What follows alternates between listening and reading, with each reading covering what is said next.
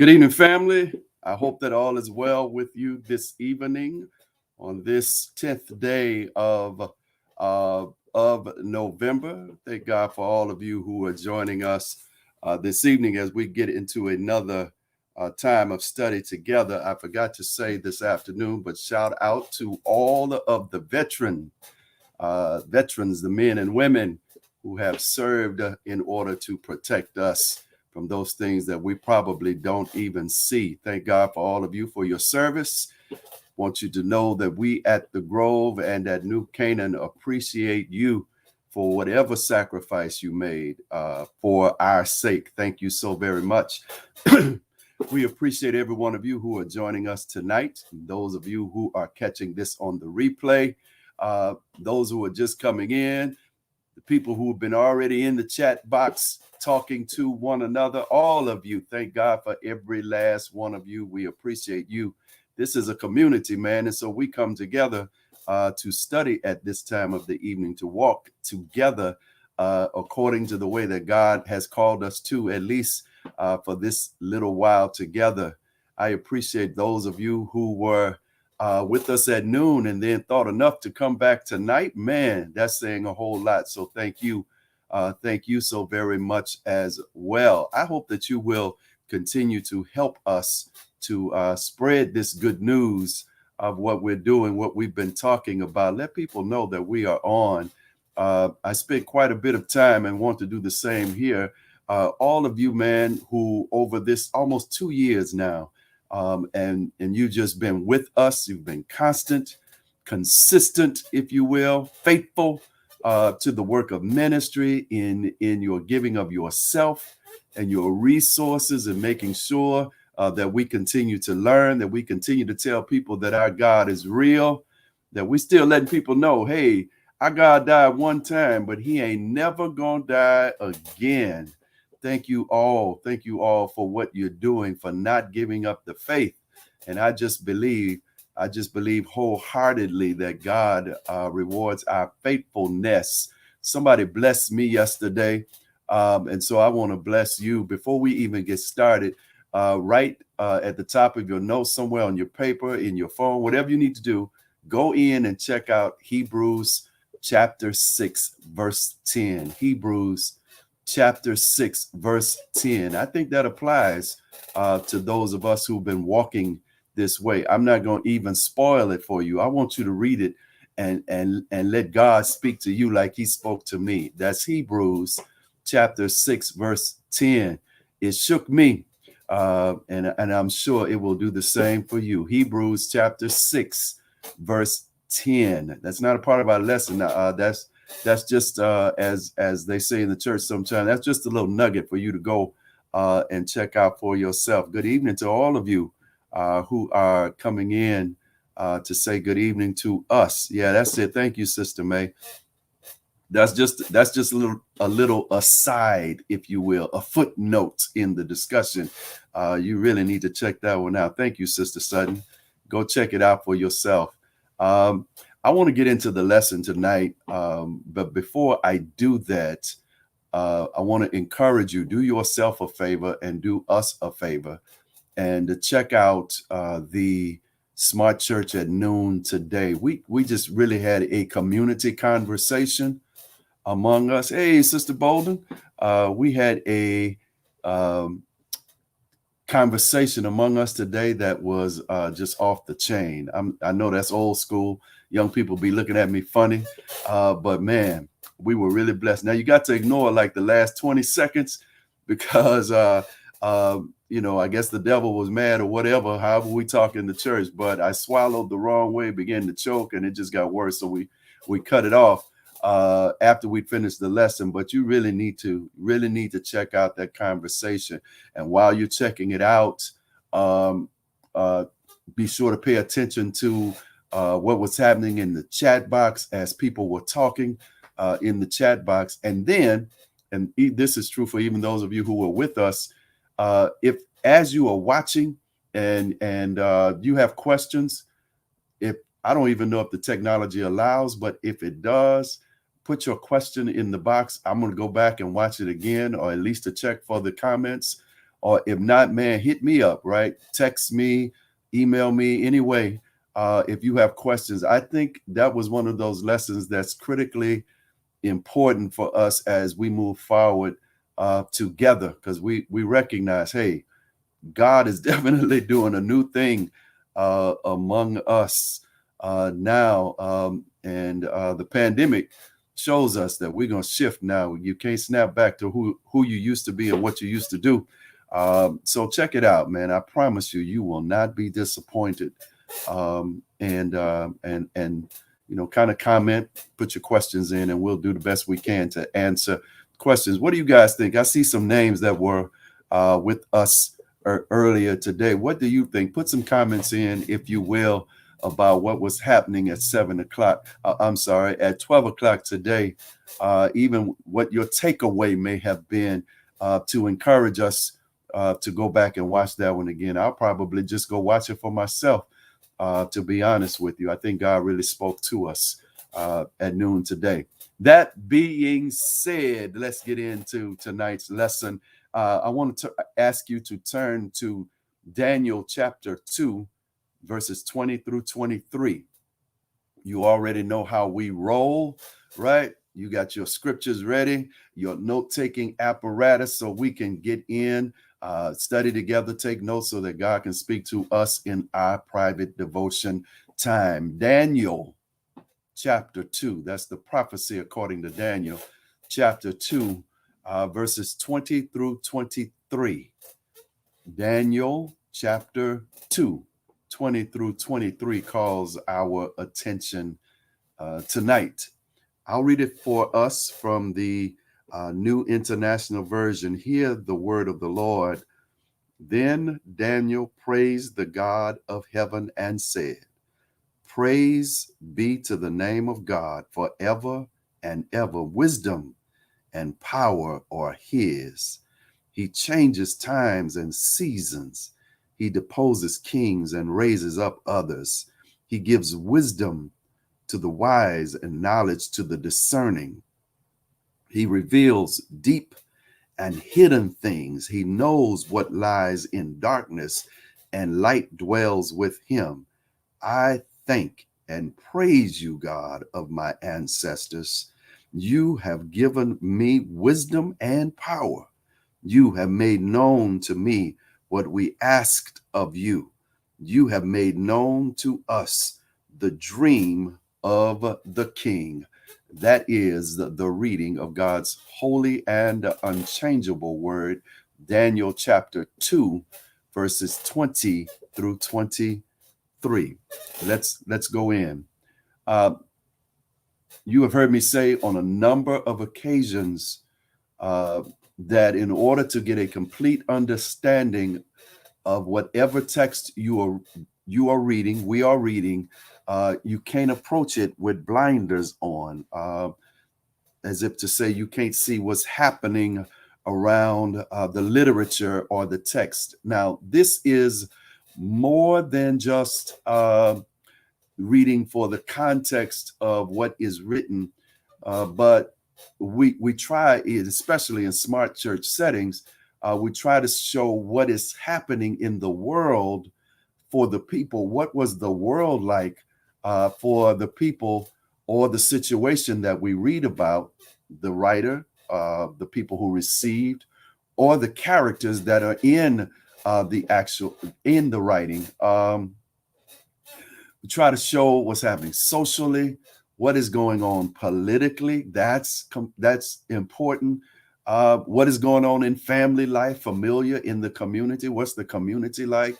And even where the text allows us, we try to get into the mind of the one who is doing the writing. I bring that matter to your attention because especially when we're reading the Old Testament, the beginning, those first 5 books kind of give us the birth of a nation, if you will, the birth of Israel. We know how God brought them out of Egypt and so forth, and shaped and formed them into what but then once you move past the first 5 books and move into the prophets, if you will, and then the history books, you begin to see the geopolitics of the day. I told you before, and please remember, anytime you are studying scripture, that there were more people living in the world than the ones that are mentioned in the sacred scripture, right? People were living uh, and had a connection to God thousands, perhaps tens of thousands of years before we start hearing about the people that are in our sacred scripture. Now, I bring that matter to your attention because when we read the book of Daniel, then we really see what is called the global or the geopolitics of the day at work. So what is happening is, and you remember how Israel, Israel ignored God, ignored his prophets. They did what they wanted to do, all manner of craziness and evil and so forth. And so God, you know the story, sent Babylon into Israel as, if we use a term that we all remember and recognize, as his belt, right? He's going to whip Israel, and he uses Babylon to do so. Sends Babylon in, they take them into exile, right? Take them back to Babylon. But before they take them back, they level Jerusalem, destroyed the temple, took everything that was valuable, and they took the valuable people, right? The people they felt like they could use. They took those people back to Babylon with them. It's if you remember in the book of Habakkuk, chapter 1, in fact, where Habakkuk the prophet is arguing with God. How could you do this to us? Give us another chance. You just gonna let Babylon come in and have their way with us. Now, here is the problem. When Habakkuk is arguing with God, Egypt is the power, the military power of the day. And then Assyria is next in line to take over. Babylon was not considered a powerhouse, if you will. They were rogues, they were thieves, they were running around destroying what they could. And God said, I'm going to make Babylon skip over Assyria, or the Babylonians skip Assyria and skip Egypt, and they are going to become the power of the day, right? And so Habakkuk is arguing with God. He is really tripping. Well, when we get to Daniel, God has already let it happen. Daniel and his friends are living, and his people are living in Babylon when this particular text is given to us. Babylon is the military, the technological power of the day. All right? Keep walking with me. This is Smart Church. We're here to learn. What is interesting, right, is that, like I told you, nobody ever thought that much of Babylon. Babylon, they can't do nothing, but God showed them. This is just going to be a little footnote. Maybe it'll help your faith. We're going to stick this in as an aside. How it is that many times that's how God operates. God will use the one that we least expect. God will use the one that we look over. God will do that thing or allow that thing that nobody ever thought possible. One, to get our attention so we can get our mind right, but then two, to shift us into the trajectory that he expects for us and from us. Now, you ought to be able to see that very clearly, right? Who among us predicted that as of March 2020, everything was shut down, right? God got our attention then, didn't he? Right? And then soon thereafter, those of us who were paying attention, like turned our ways to God and our attention to God and so forth. If my people call by my name and all of that stuff we like to quote, God began to show us, right?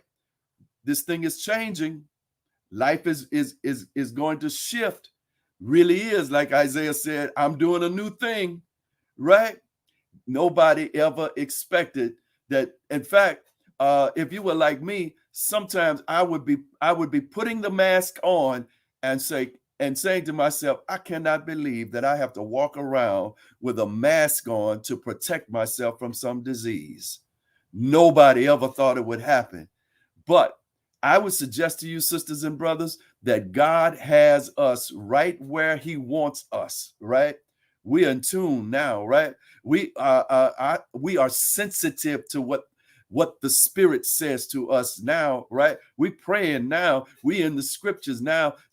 We recognize, right, the people that we really thought were with the move of God, really with this movement that God. We recognize that there's some people who wasn't with it or with us from the start, and so now we know, okay, I got to move on without this joker. I've been depending on her or him all this time. They ain't really with it.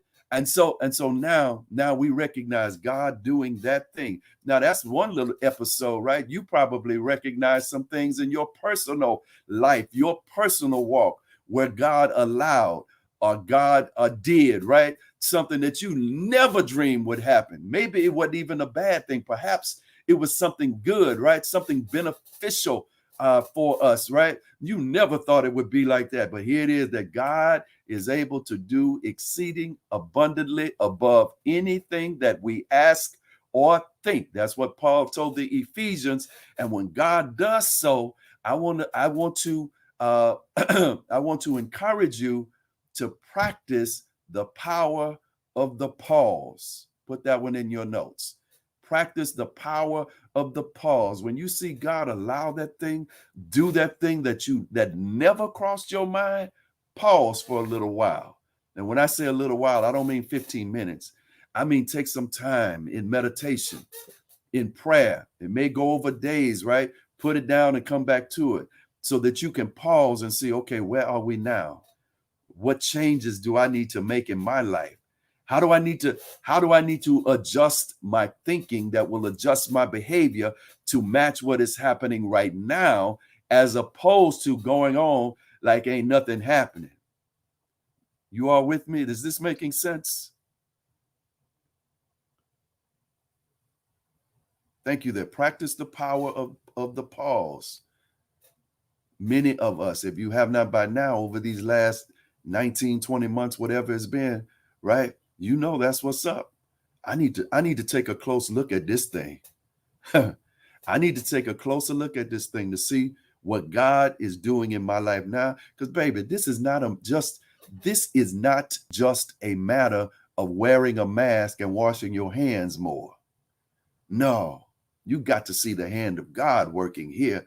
God wouldn't allow this to happen if he was not at work.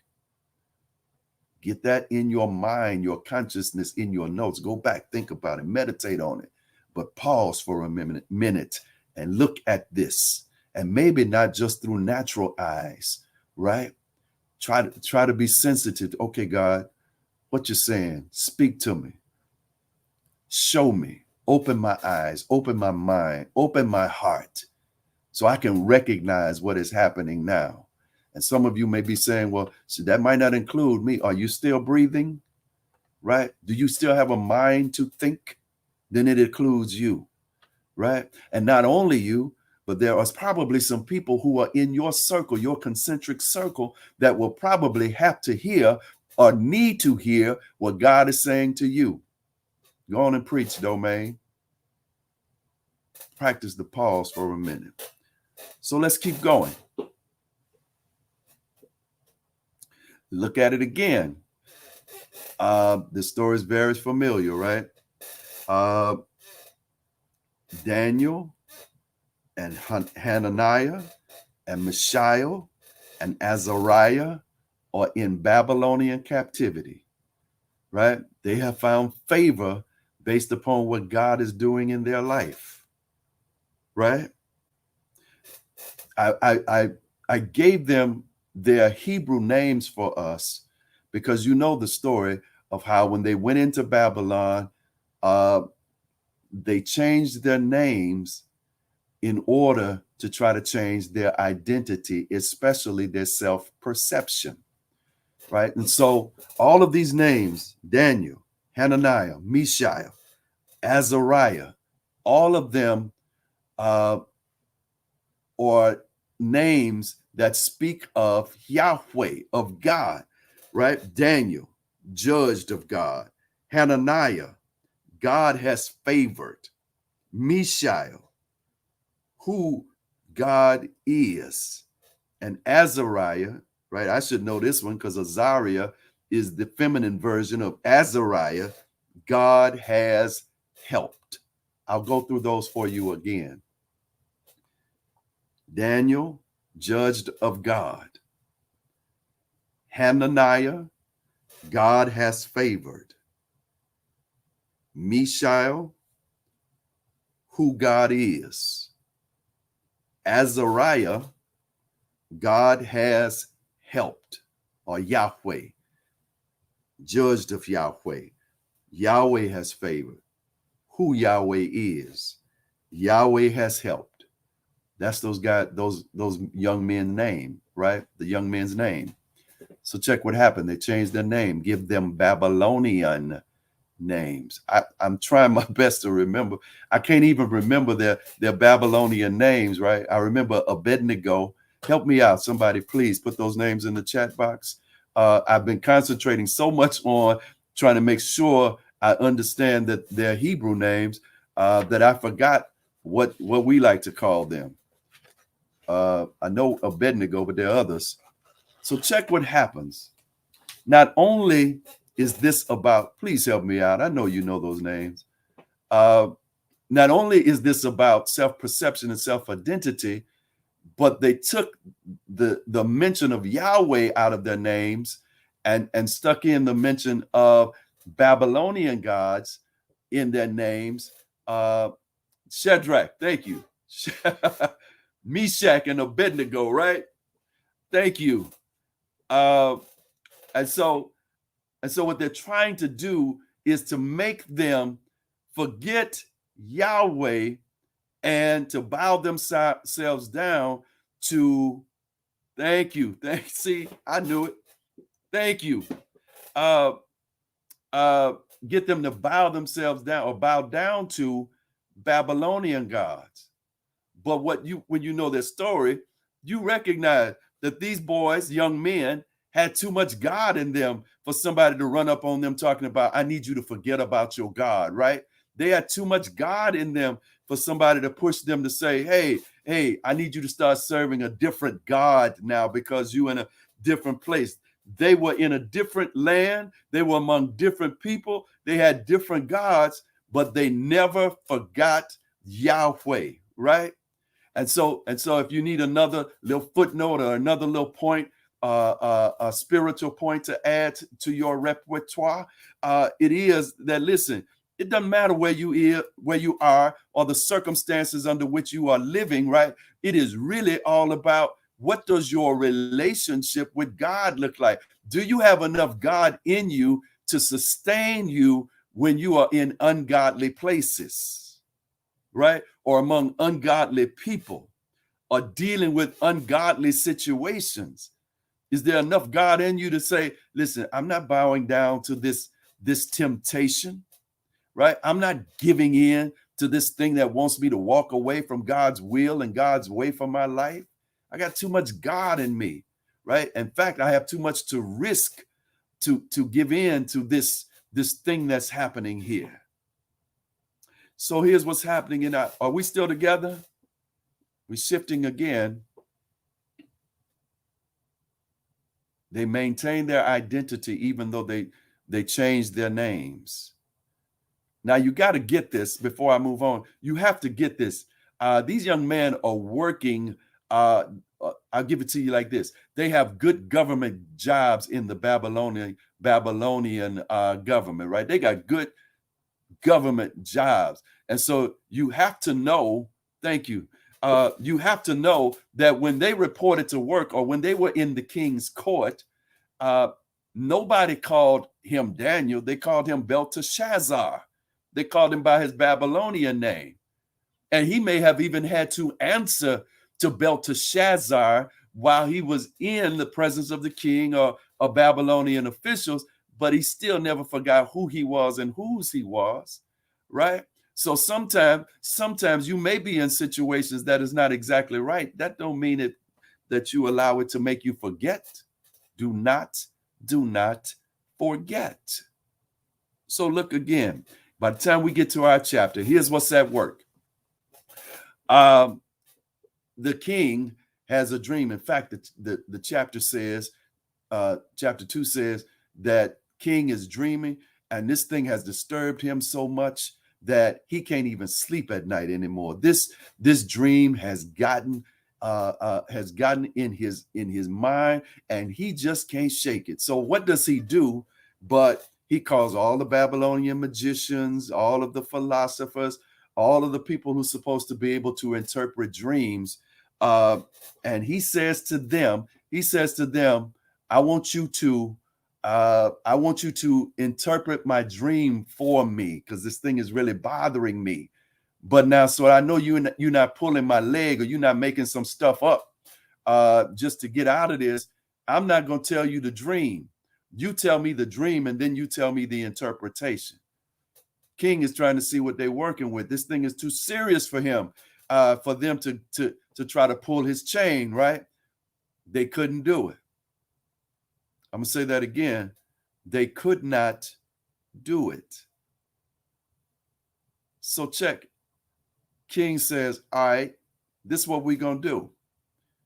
I'm going to give you a little while. And he sends this man, I think his name is pronounced Arioch, Arioch. He sends his man and says, I want you to tell all of the so-called wise men in Babylon, right? That if they don't tell me my dream and interpret my dream, I'm killing everybody. In fact, I'm going to kill everything. I'm going to kill your whole family, and I'm going to burn down your house. The king was serious about this thing, right? So you could imagine the Babylonians are tripping, but my man Arioch, he goes to the Hebrew men too, right? To Daniel and his friends and say, okay, y'all supposed to be wise too. King say, you don't interpret this, you don't tell him his dream, interpret his dream, that's it. It's over. He's taking you out, right? So in the real sense, what we can say is that Daniel's life is on the verge of destruction. I want you to get that. Daniel's life right now is on the verge of destruction. It's about to be over. Now, this tripped me out. So we read 20 through 23, right? We know now Daniel, like all the other soothsayers, philosophers, magicians, the people who know supposed to know better, all of them, their lives are on the line. But check out verse 25. This got me. Verse 25, Arioch took Daniel to the king at once and said, I have found a man among the exiles from Judah who can tell the king what his dream means. I want you to check that out. I'm a little bit ahead of myself, and I'll go back. I found a man among the exiles. Circle that. Highlight that. That got me, because essentially what Arioch was saying to the king is, we got these people living among us, but they're not one of us. They are not us. They are not us. They are the other, right? But they're among us, but they ain't really us. It got me though, because they still want to use Daniel's gift, Daniel's talents, right? And so what it says is, he not one of us, but we could still use him. I paused on purpose. He is not one of us, but we can still use him. The relationship can last as long as what they do is beneficial to us. Can they contribute to our well-being? This relationship can last as long as they remain in their place, as long as they know that they are subordinate and they are dependent upon us. this relationship can last. They'll be all right with us as long as they remember they are not us. I think somebody's reading this with me and you checking it out now and you are on it. Because quite often, dear sister, brother, that's the way we find ourselves in this, what the Sounds of Blackness call New Babylon, called America, right? They're not us, but if we could use them, if they can entertain us, if they can make us feel good, if they can invent some stuff, then yeah, we this relationship can last. I wish we could talk to our sisters and brothers who've forgotten from whence they have come, right? Those who buy in to the Candace Owens of the world, speaking up for their foolishness, and Thomas Sowell and all of the rest of them, right? Because okay, get mad at me if you want, but I'm gonna give it to you just like this. You all remember the story of when at the coming to the end for Muhammad Ali, and they had used him in Atlanta to light the torch for the Olympics. He had been the champion of the world. He had gone from one of the most hated men in America to one of, in their minds, one of the most beloved men, or saying that they loved him, right? And somebody, a reporter said, well, champ, what do you think now? It seems like that America loves you to all that. What do you think? And he said, I'm still a nigga. They still think I'm a nigga. I'm still not one of them, right? So you got to watch yourself. That's not just a racial thing or a national thing. You got to watch your personal relationships, because there are some people who are only connected to you based on what benefit you are to them. And I ain't even going to preach that, because you know I'm right about that one. The exiles is what he called them. Now let's back up again.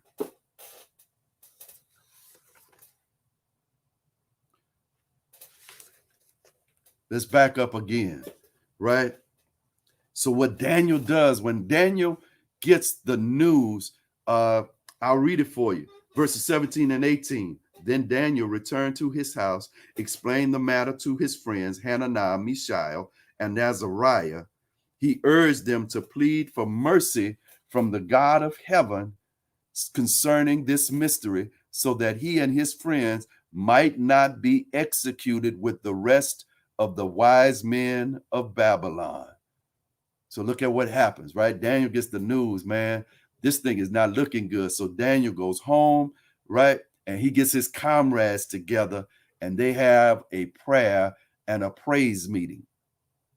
Check that out, because now I'm going to church on you. I know a lot of times we try to look at other things, but now let's go to church together. Daniel and his men, his boys, right? As they say, his men's recognize now this thing is not good. So we got to come together. We have to be in agreement, his comrades, and they say, let's go to God and ask God to show us mercy. That's what they pray for. Let's pray for mercy. In other words, and you need to get this, Daniel and his friends, his comrades, asked God to feel what they were feeling. They were asking God, have compassion on us. Feel what we feeling now in this moment, right? They're asking God, we need you to step into this situation. We need you to be in here with us, right?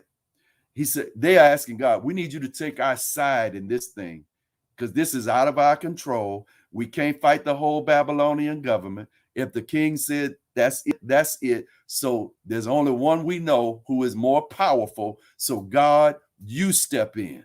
You ever been there before? I know I have. Look at it again. Let us not forget that when Daniel lived, right? When Daniel lived, this is pre-Jesus.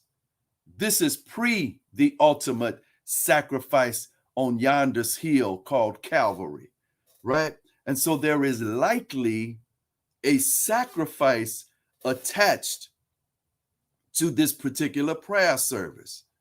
And more than likely, some animal was slaughtered, because that's what they knew, because that's what they knew, because that's what they knew.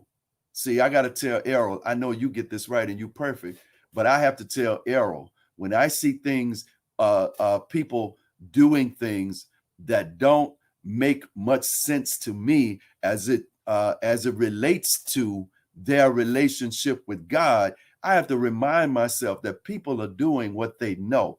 This is how they connect to God. And so don't you dare look down down your ecclesiastical nose at somebody whose verb and subject may not match in their open prayer, or who may have to lay prostrate, or who cries, or whatever. Don't you dare look down your nose, because they're doing what they know, right? And then I have to remind myself, somebody may listen to you and look at you and wonder, what in the world are you doing? And so they knew sacrifice. There is likely sacrifice, right? In other words, something had to die to appease God. Remember, we are looking back in history, and so we know what Jesus did. Jesus hadn't come on the scene yet for them. They're doing what they know to appease their God in order to receive God's favor. But for our sake, and don't you ever forget, for our sake, remember Romans 5:8. But God demonstrates his own love for us in this: while we were still sinners, Christ died for us. So you don't have to jump up on one leg, turn around 3 times, spit to the northwest, high five your neighbor. You don't have to do any of that stuff to appease God, because Christ has satisfied or appeased God with what he did for us when he let them lynch him, kill him, assassinate him, or at Calvary.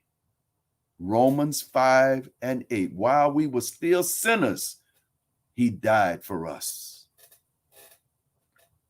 So this is pre-Jesus. This is pre-Jesus. Here's the other thing. This prayer is likely extemporaneous. In other words, they were praying, and this probably was no rehearsed prayer, right? They didn't have time for all of that. They didn't get down and jot down a few notes. No, in our tradition, we say these young men were probably praying from the heart, right? You probably felt what they were praying in that room, right? They weren't trying to be cute, wasn't trying to make sure they added a poem into their prayer or reminded God of what he already knows. No, this was the get down to the get down, right? This was the get ugly prayer, if you will, because, man, our lives are on the line here. Last thing, right? First one, this is pre-Jesus. 2, this is extemporaneous, or likely. I wasn't in the room. This was likely extemporaneous. And then 3, this is an invocation. This is an invocation in the most real sense, right? Without an order of worship, without being attached to the temple of the church. They are at home, right? But they are inviting God into their situation. Did you hear that? This is an invocation because they are inviting God into their situation. They want God to take over here. Step into this thing, God. Nobody can fix this but you. I bring the matter to your attention because it is probably true of us all that our most sincere and heartfelt, meaningful prayers are not attached to an institution, right? Not attached to an institution, but we are certainly invoking God. God, I need you right now in this thing right now, right? And that's the way it's supposed to be, right? God never said, wait till you go to church to pray to me, to talk to me, to ask me to intervene on your behalf. I know I got some witnesses right there. We're going to church on this thing. So look at what happens. Verse 19 says, during the night, the mystery was revealed to Daniel in a vision. Somebody say God answered his prayer or their prayers, right?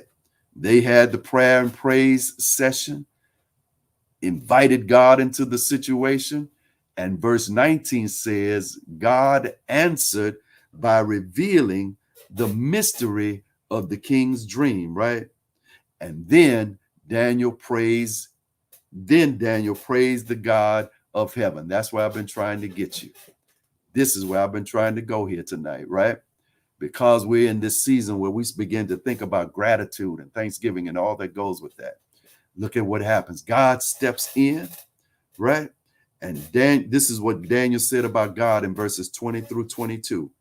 He said, wisdom and power are his. He says God deposes kings, right? Brings them down, and God sets up kings. This is like that 1 Samuel chapter 2 passage we talked about about a month ago, right?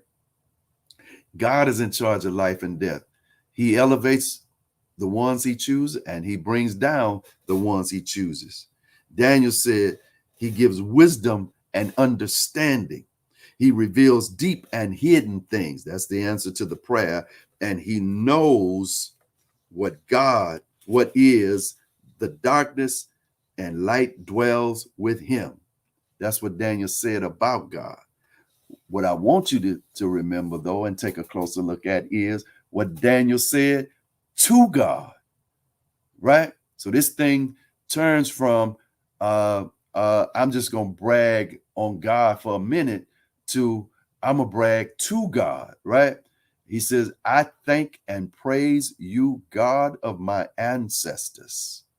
You have given me wisdom and power. You have made known to me what we asked of you. You have made known to us the dream of the king. That's verse 23. Let's walk it through and then we'll finish. First thing I want you to know is the word we probably would skip past, read over, not pay attention. The word I. I thank and praise you. The word I, the personal pronoun in our English parlance, right? Check it. What I did not tell you is this particular passage, this chapter is not written in Hebrew like most of the Old Testament. This passage is written in Aramaic, right? We've said before that the Old Testament is written in both Hebrew and some parts are in Aramaic. This part is in Aramaic. And while this is a personal pronoun, it is a personal pronoun that is not used often. It is only used to show emphasis. It is only used to show emphasis. In other words, what the writer of this particular passage wants us to know is that without a doubt, this is the personal expression of Daniel, the one who said, God answered our prayers. The emphasis is, check this out, no matter what anyone else is doing, or no matter what anyone is thinking, according to the writer, Daniel says, I don't care about none of that stuff. I thank and I praise you, God, because I know what you have done for me. Emphasis, right? This says, based on my personal experience, I, emphasis, thank and I praise you, God. And so I'll praise you and I thank you for what I've seen you do in other people's lives. But for right now, this is about what I know you did for me. And not only so, right? Emphasis says this is according to the way I see the world around me, according to the way I see the world around me. I thank and praise you, God, right? That's how I see the world right now. God is still doing marvelous things, right? If Daniel would have known the one who wrote the psalm, the song, he would be in definite agreement. This is the Lord's doing, and it is marvelous in our eyes. Daniel says, listen, I don't know what anybody else is thinking. I don't know what anybody else is doing. It don't matter to me right now. I just want people to know I've seen what the Lord can do with my own my own mind, my own consciousness, from my own perspective. Boy, if this was Sunday morning, I would get somebody to agree with me right there. Personal, right? This is emphasis. Check it again. Because when he says, I thank and I praise you. Now, the scholars, those who are much more in tune and familiar with Aramaic or ancient Aramaic, they want to argue about whether the word there means thanks, I thank, whether it means thank or whether it means praise, like Daniel is saying, I praise you twice, which, you get happy, you might say that. That's not really important to me for our conversation, right? What I want you to recognize is that this is the result of thought. I'll say that for you again. Daniel's words, I thank and praise you, are the result of thought. Daniel thought about that, right? I've been sitting down thinking about some things, right? Or I woke up in the middle of the night and had some things on my mind. And what was on my mind is that God just gave me the answer that saved my life and a lot of other people's lives, right? And so when I think about this is my response.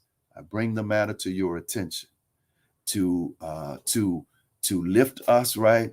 To always remember that praise and worship is not always about emotion. You don't have to be the one crying all the time to praise the Lord, or you the loudest shouter or the best dancer or whatever it is, right? No, my thoughts say, I have thought about God, right? And even if I whispered under my breath so that only the person next to me can hear me, I'm still bragging on him based upon what he has allowed me to witness, what he has allowed me to experience, right? So Daniel's inspiration comes from what he saw God do in his current state of affairs. Are we still together? Daniel thought about what had just happened. What had happened was, right? We didn't know how we were going to get out of this thing, except that we knew that God would make a way. And as the elders would say, sure enough, the Lord gave me the answer that I needed. And so Daniel also says, I'm thanking you, but I praise you, right? This is the part where he's bragging, right? This is where I got to let people know this is not me. This is God. And when you go back and read chapter 2 for yourself, when they take Daniel before the king, Daniel says to the king, I want to get this straight. No person, no human can do what you ask. Nobody can read your mind and know what you dreamed and then interpret the dream. But then he doesn't stop there. He says, but the God I serve can give it to us, right? He says, so let's get this straight. What you were asking for was impossible, unreasonable. But that's where God is at his best, in impossible and unreasonable situations. So then he goes on to tell the king, God has shown me your dream, and God has told me how to interpret your dream. No human can do that. And in the end, I'll get ahead of myself. And in the end, even the king has to praise Daniel's God. Let me give you this. Daniel is careful to say, God of my ancestors. Now, you know I was going to hang out there for a minute before we go. Daniel said, the God of my ancestors, right? I thank and praise you, God of my ancestors. This is an interesting term, right? Because it means, right, that you have been with us a long time. This didn't start with me. This started with those who walked before me, us. And I had to ask God the question, well then, who is us? Because everybody that look like they with you, not with you. So I asked God, who is us? Three things I want you to get, right? The us is the ancestors. The us is all of those who went this way before us. The us, all of those who walked this way before we did. The us is all of those that God charged with teaching and demonstrating to those of us who are here now, right? Those who were before us. And God says, you better teach them, you better let them know about me, such that when they're in a tough situation, they'll know where to go. Because you got to understand, right, that Daniel and his friends, his comrades, they didn't just come up with this. This didn't happen in a vacuum. There was somebody before them, possibly even before they went into exile, who taught them about Yahweh. And when you're in trouble, you call on Yahweh. That's the us. The us is all of those who are in the faith walk and in the struggle, right? The us is all of those who are in the faith walk for real and in the struggle. You can't count everybody in the us, right? Just because they can pray well, sing well, preach well, they might not be us. Because us trusting God, us, and I know this is jacked up English, right? I can call us to pray with me when things are bad, right? I can count on us to pray for me when I'm not in their presence. I can count on us to have my back. I can count on us to see my need. And if they have it, they fulfill my need. Everybody ain't us, right? So look at what he says. It says that God has made known to us. I thank and praise you, God, because you have made known to us. This is about knowledge. This is about thinking, right? God gave Daniel knowledge that was outside of Babylonian knowledge.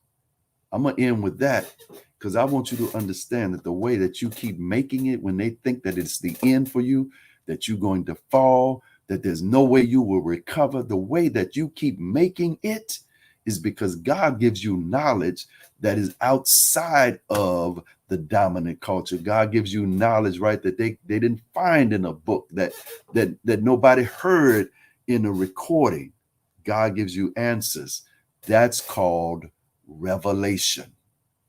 That's it. God gives you knowledge that the dominant culture can't control, that's not in a book. It's called revelation. And we praise God even tonight. We thank God. We praise God even tonight for the revelation that has kept you alive, that has kept me alive over the years of my life. Thank you. Man, I thought this would be, a little short lesson. We get through it real quickly. But God just kept talking. So I just kept opening my mouth. And I hope that you have been blessed tonight by what was said. I hope that I honored your intelligence and did not insult you with the lesson tonight. Let me give you the announcements. What's happening at the Grove, so that and at New Canaan, so that we can move on.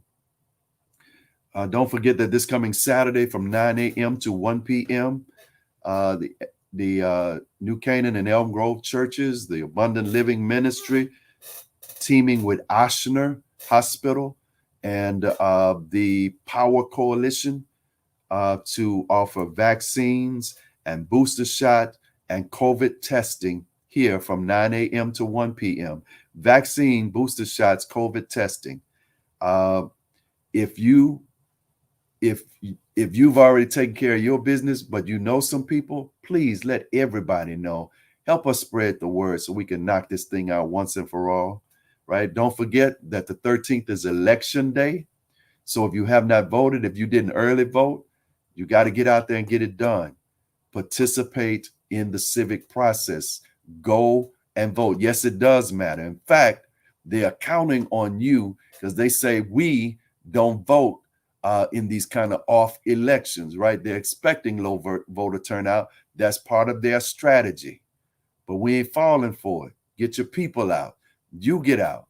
Make sure that you cast your vote. We're voting for judges, man. There's people who can make decisions about our lives or about the lives of our loved ones. You don't want to sit that out. So it's election day. We'll be giving out election day information. We'll be registering people to vote. Check this out. There will be a food truck here. And for those who participate the Saturday, the food will be free, right? So we're working with Oshner. We're working with the Louisiana Power Coalition. It's going to be a blessing to the community. Let's make sure we get our people out. Sunday the 14th, remember, we're kind of in a hybrid setting now. And so virtual worship is at 8:30. Virtual worship is at 8:30 until further notice. Please help us to spread the word. We want to keep this thing consistent because, you know, when we're in person, it's at 8:30. And so we keep it consistent. Virtual worship is at 8:30. And don't forget virtual Sunday school, 7 o'clock. Virtual Sunday school, 7 a.m. Virtual worship, 8:30 a.m. Trying to stay consistent. On Wednesday, November 17th, we will, in this hour, we will host a listening session. And this has to do with the redistricting. This has to do with what's happening in our community, what we are going to demand from those who should be making a difference, including our police department, our elected officials. Remember, these people work for you, right? And so we'll have a listening session. Yes, I'm going to deliver the word, but we also going to spend some time to have a listening session to hear what you have to say. Then on Tuesday, November 30th at 6:30, there will be a financial literacy discussion or class. That's happening virtual in Zoom. You'll get that information very soon. This is the Abundant Living Ministry. This is a part of a series that they're hosting about self-awareness and behavior, right? It's an interactive time together. There'll be an event in November. There'll be an event in December. And so look out for that. And then I want to remind you that, you know, we're still trying to make sure that we're putting out a good product, doing what we need to do. Thank you for all of you who have contributed to the funds that we're using for our re-entry, moving forward with technology, making sure that the church is clean and safe and supplies are here. All of that. Thank you. We'd ask you to continue or to help us above and beyond your tithes and offering. That would help us tremendously. Also, if you didn't give in the offering for anniversary, it is never too late to do so. We're asking $96 for 96 years of existence. If you don't have $96, ain't no problem. You know, our thing is always, please, we just want everybody to participate, right? And so even if you got to put 5 on it, that means get it whatever you can. We just trying to make sure everybody participates. Thank you so much, man. I appreciate every last one of you. Thank you for your patience. I did not choke tonight to end the lesson. Go back and check out that noon. I'm telling you, it's really going to bless you. We'll be back together next week this time. God bless you. God keep you. Peace.